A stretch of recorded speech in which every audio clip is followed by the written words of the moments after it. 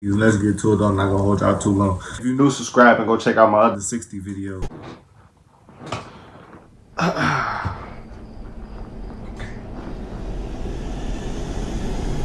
usually would never post a video this late though, but let's do it.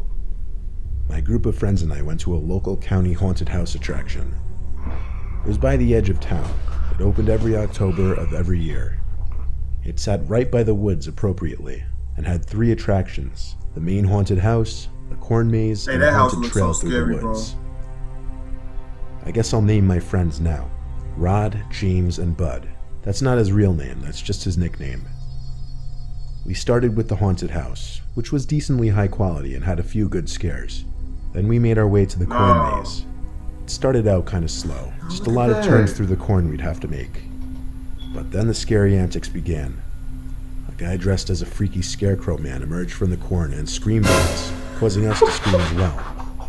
He started to chase after us and we ran. Ooh, boy. I was in the back, of course, and the scarecrow was right behind me. Even knowing it's just a paid actor, you have this innate fear of something chasing after you. You just feel like you have to run away. Somehow, through the thrill of running away through the corn, I lost all of my friends.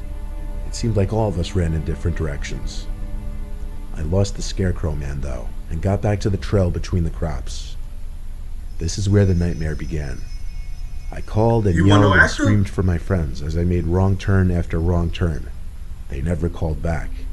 In fact, it seemed there were no other visitors in sight. I had to finish the maze by myself. What choice did I have? I walked and walked for what felt like 20 minutes. Then I heard y'all know how in front of me. I slowed my pace and kind of tiptoed past the noise, but it was pointless. Something reached out from the corn and grabbed my wrist and squeezed it tight. I actually cried out in pain and yelled, "Stop, you're hurting me." I was actually in shock how hard this paid actor was squeezing my wrist. Then he tried pulling me into the crops. I didn't see who it was. I just saw his hand and arm, covered by a black coat sleeve and black glove. I yanked myself out from the grip and backed away as the actor came out from the crops into the path. He was wearing a heavy winter coat, black jeans, and a blank black face mask. I didn't know what the costume was supposed to be, but I literally yelled, "Go fuck yourself, you actually hurt me." He started running at me, and naturally I turned and ran as fast as I could through the corn to lose him. I yelled back, "I'm reporting you." How you gonna report him if you don't know who under the suit? After 5 minutes of running straight through the corn as opposed to following the maze of trails, I came to the edge of the maze and went to find an employee. I reported the actor to the employee, saying he used way too much force to the point that my wrist actually hurt.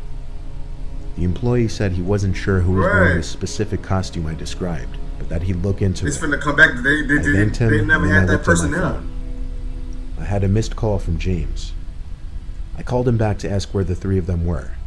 He said they tried finding me, then they gave up and went to the haunted trail in the woods. I said I'd meet them and hung up. I walked over to the start of the trail, where they had the Halloween ambiance blasting through a bunch of speakers placed throughout. I stepped into the woods, feeling like I was the only one around besides my friends. I tried playing catch-up to my friends, when I stopped in my tracks after spotting him again, blocking the path. It was the guy in the coat and black mask. He didn't even give me time to react or say something. Right away, he started legit charging full speed at me. I turned right and ran into the woods, expecting to lose him easier. This time I called back, "I'm calling the police." I wasn't actually, but I thought that might get this guy to just leave me alone. I ran deeper into the woods until I didn't hear him chasing me anymore. Then I sat down on the root of a tree to catch my breath. This is like I'm in the woods. I had time to think, and one of my thoughts was, did that guy really follow me from the corn maze to here? Then I heard footsteps approaching, and of course, at that exact moment, my iPhone started ringing. Like that, you need a new iPhone, buddy. I silenced my phone, but now the footsteps had stopped. I pushed myself up off the root quietly and leaned to the side to get a view past the tree. It looked clear. I started to run back towards the path of the attraction, and immediately spotted him to my right. I said to myself, fuck it. I stopped and told him I'm suing the place because of him. But he didn't stop running at me. He got to me and pushed me to the floor. I didn't expect it. I I was once again in shock. I got back up as fast as I could before he could get on top of me and booked it. He chased me, but when I got back to the path towards the entrance of the attraction, he stopped and turned around. Yeah, you don't work there, you clown. I went straight to the little front office shack and asked for a manager. Some older guy greeted me, and I told him about the guy who was chasing me and attacking me. Dude. The man said they didn't have any actors wearing that specific attire. That's So what he I called said. the police, and eventually I got my friends to meet me where I was. I could have told you that. I stayed to describe the happening to the police when they showed Right. up. I didn't have any marks to show them, but they still took a report and the place was closed for the night. That's about all you gonna get. We all went home after that. I haven't been to any haunted bet. attractions ever since. Y'all imagine that though, like you just imagine. That's crazy. The year I turned 13, my friend invited me and 2 other friends to stay at his house on Halloween night. He had a fairly large house outside of our town, and it was the perfect place to go trick-or-treating. We decided it would be cool to go now to get sweets for a movie. So fast forward, we were near the end of our trick-or-treating, and at one house, a woman answered the door. She was tall and skinny with shoulder-length hair. Her house was disgusting. We could smell the odor of cigarettes from inside. She was quick to tell us that there were no more sweets left. However, she could go try to find something for us. Hey y'all, I just want minutes to of trick or treat waiting, too. I got me some she candy. comes back with an old brown paper bag with old-looking candy inside. We kindly deny the bag and tell her we're getting picked up, Y'all so know we what I gotta was go. looking for. She grabs one Y'all of my know how friends it and be, says, y'all. "No, please." But my friend pulls away from her, and then she quickly shuts the I know door. I had this. We knocked on a few more houses before hearing something going on near the parking lot of the housing complex. Someone exclaimed, "They took my child, they took her, they took her." It was her, that woman. And that was my friend's parents' car that she was banging on. She was throwing herself at the car and hitting it with her fists. A couple of neighbors came out due to the commotion. They seemed to know who she was. They apologized to us and said it was a big misunderstanding. We quickly got into the car, and my friend's mom started driving us out. But we don't get far before the woman jumps in front of the car, claiming one of us was her child. The neighbors once again pulled her away. What? It was later that night, however, when things truly began. We stayed up late like any teenagers do at sleepovers, and we watched some scary movies. Out of nowhere, the light turned on in the hall. Bro. We could see it under the Don't closed tell me door that of the girl, bedroom. that lady I finna be assumed in it was there, my friend's bro. parents who were about to come in to tell us to get some sleep. Don't tell me that lady However, finna no be one in came there, in. bro. I decided to have a peep out the door. Nothing at all. My friends joined me to see why the lights suddenly turned on. Out of nowhere, my friend says, "It's her."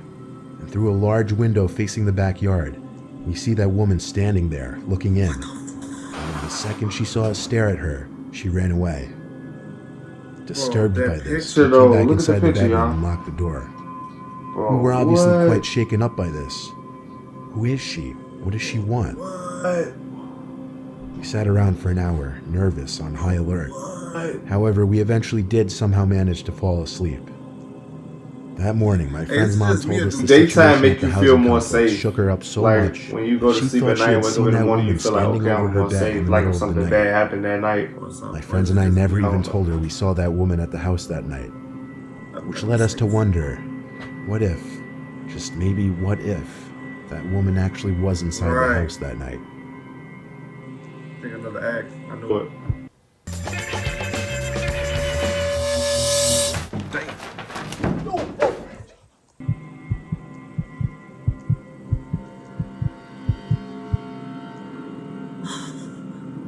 Last year, Halloween was on a Wednesday, and because of that, I was home alone. My dad works nights, and my mom was staying with her sister because her parents weren't getting along at the time. Oh, boy, I thought that was My like sister was away at else. college, Oh, so it was just me, left to provide for the that house was a little too trick-or-treaters. much. My dad bought a couple bags of Kit Kats and told me he expected them empty by the end of the night. I don't know why, but my dad takes Halloween seriously. I didn't get home from classes until around 6, so it was already dark and the kids were out in droves. The second I dropped my bag on the couch, the bell rang, and that went on for some hours. I Y'all, was I getting haven't homework paused in done one later time. on Y'all in the proud night of me? when the trick-or-treaters had mostly gone home. It was sometime past 9 though. I remember that much, and the doorbell rang once more. It was the first time in over half an hour. I went to open the door with a near-empty bowl of Kit Kats, expecting some kids, but instead it was just this lone guy, maybe 35 years old. He waved at me with a neutral Right. expression on his face. I didn't open the storm door. I kind of just watched him, ready to shut the door on him. He stopped waving, then reached for the handle to the storm door and pulled it open. No. At that moment, I slammed the door shut in his face and locked it. Okay. I texted my family group chat that some old guy just tried opening the door. My dad joked that if he does it again, go outside and teach him a lesson. I decided that was it with opening the door for the night. Yo, Pop's I wrong. went back up to my room to finish my homework. Soon, I heard yelling coming from outside. Well, I just got a I lost good my idea patience about how I'm and about to eventually edit got this out to video. see what was going This should on. be raw. I slid open my window and looked down, and there was that man again down below, looking up at my window, What he was shouting saying? at me. He was mainly yelling that he needed help finding his son. Who's your son? I didn't believe him for a second. I texted my family Oh. again. My dad just said, ignore it. What do you and go away. mean? What type of scary I left dad my you room got? and shut off the light so that he'd go away. Then I went to the basement, which had no He would say windows. just. I hung out down there to do my work, Wait, what? and all was quiet for a while. Then, flick, the power went out. My initial thought, that man outside tinkered with the electric box outside of the house. I Hey, stayed no, in that's contact with scary, my bro. family the whole time. Like, imagine somebody you've After a been few in playing minutes, outside I heard your the house, floorboards and then now creaking above my head. the lights just go off. Someone, as if I couldn't guess who, was inside the house. My mom, dad, and sister all texted me to call the cops. I stayed put in the basement as it was the safest place Was at this it really? point. The cops were en route. All I had to do was wait. The basement door not then the safest opened, place. and we stepped down the stairs, only halfway though. Even without power, a little bit of light from the upstairs poured into the basement, enough for me to see his legs. He was standing on the middle step of the What? staircase. And I swear, he just stood there for like 2 minutes. I heard him mumbling stuff. I won't even pretend I Bro. could understand any of it. After the longest, most painfully uncomfortable moment of my life, the man said into the basement, "I can see you." The whole time, his legs were actually facing me. Was he actually looking at me that whole time? Still, I didn't move, nor did he. He continued to stand there until there was a bang at the front door. Then he walked up the stairs, shut the door, and I heard creaking above again. I waited 20 seconds before running upstairs to the front door. By that time, it seemed the man had left my house, because the cops couldn't find him, even with my help. Stupidly, I left the back door unlocked, so he simply let himself in. As for the power, he messed with the electric box outside, as I predicted. I don't know if he did this on Halloween intentionally, or if it was just a coincidence, but something was wrong with that man. He didn't belong out in the streets. Yeah.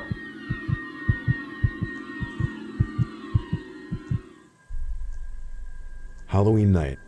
I don't know what year it was, but it was probably like 4 years ago, and it was a Saturday. I'll keep this short and to the point. My friend Tanner and I were set on doing something scary that night, and that ended up being a visit to the abandoned house way up the road from our campus. It was at the top of the hill, and some students referred to it as the Blair Witch House, simply because it sat all by itself on an enclosed property, and it had been abandoned for years. So, come 10 o'clock, Tanner drove us all the way up the road and parked his car in the dirt outside of the property.